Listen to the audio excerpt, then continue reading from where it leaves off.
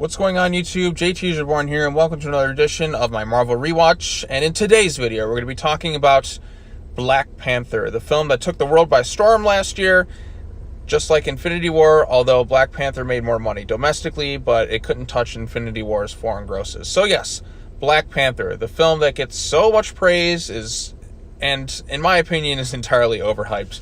I liked it the first time I saw it. In fact, you can watch my review in the description below. You can see me there with my grotesque looking beard and extremely long hair, and yeah, there's that. But yeah, so go ahead and check that out if you want to. So the more I rewatch Black Panther, the more I dislike it. I just watched this movie again the other day, and I'm not really liking it. There's stuff I like to it. I like the production design. I think that looks good. The musical score, there's some tracks on here that are fan-fucking-tastic. In fact, it won Best Musical Score. I really like the track, like King's Sunset. So a lot of the music in Black Panther I really like. Some of it I don't really care for, like Killmonger's theme. But I really like the track of King's Sunset, especially when we get to the emotional moments. It goes like the do-do-do-do-do-do-do-do. Ludwig van, however you pronounce his name, he also did the music for Creed, and he's like kind of Ryan Coogler's go-to buddy. Music, great, like some great soundtrack stuff in there, but let's talk about the problems with this film. For one thing, the action sequences are absolutely atrocious. These are some of the worst I've seen in a mainstream comic book blockbuster.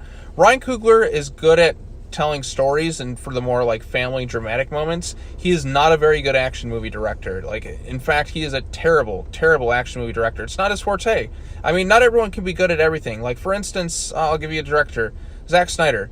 Story has always been his weak point, but he can craft amazing visuals. There's no denying his talent for like some impressive visuals, but he's got weak points here.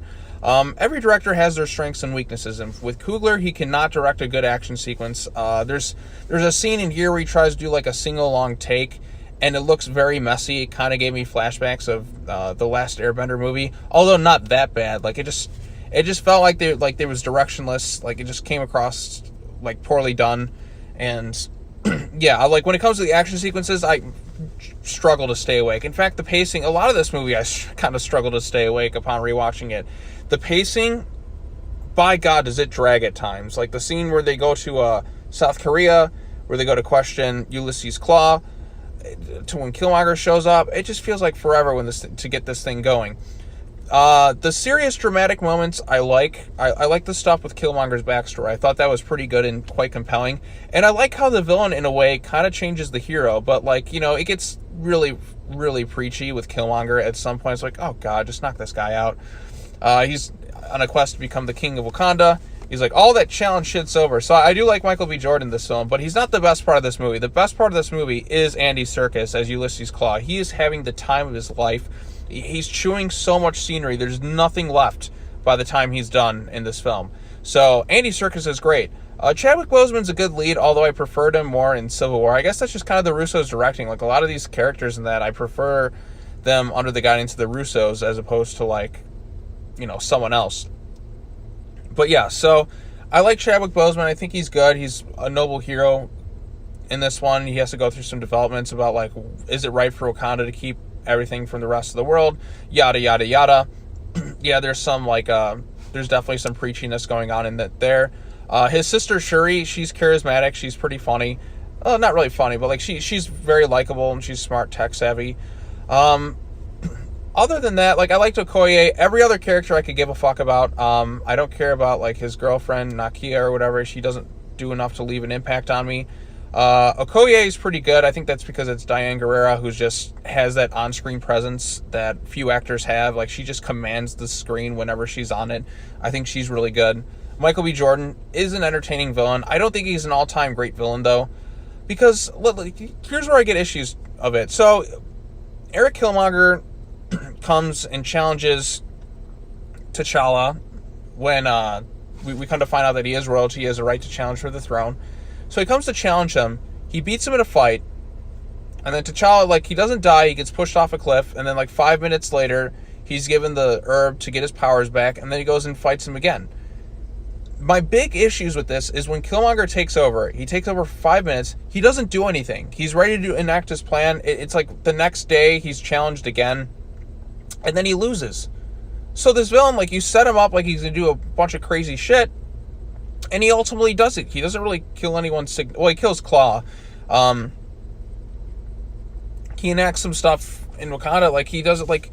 I'll give you a better example of this done right. A lot of people don't like this movie, but The Dark Knight Rises, when Bane took over, he took over for months. He eviscerated Gotham. He broke it to its core.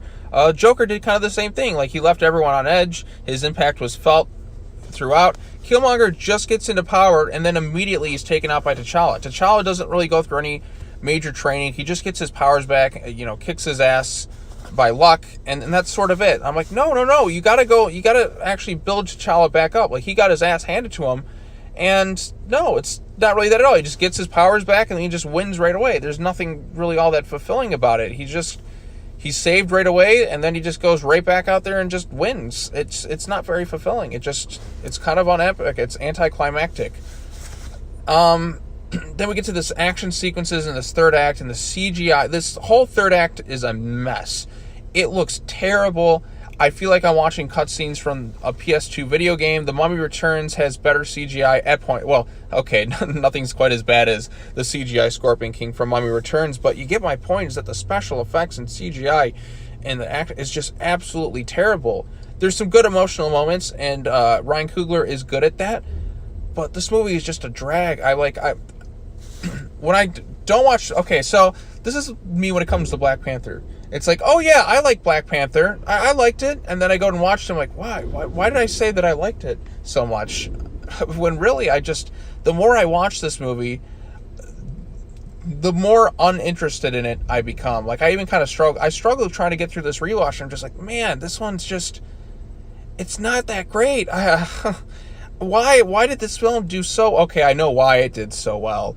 But it's a very overhyped movie. It's not one of the best MCU films. I fully think it's definitely the most overrated Marvel Cinematic Universe film. There's no doubt in my mind. Is it the worst? No, it's not the worst. I mean, there's definitely some that are a lot worse than Black Panther.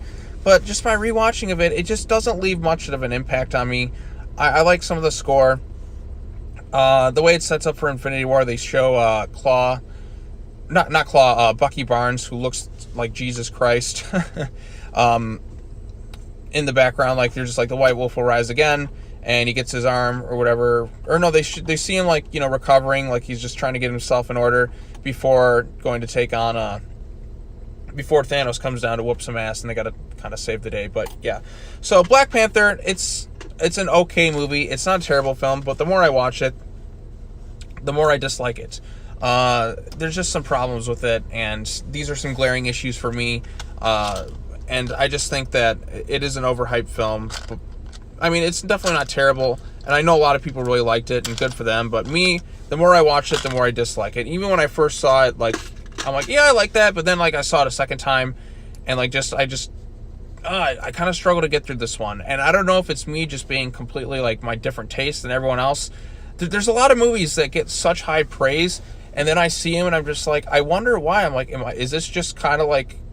Am I just like an alien to this concept? Do I just not get it? I really don't. I really don't see the full appeal to this movie. I understand because of its culture. I understand its cultural significance, and really that's the only brownie points I feel like this movie has.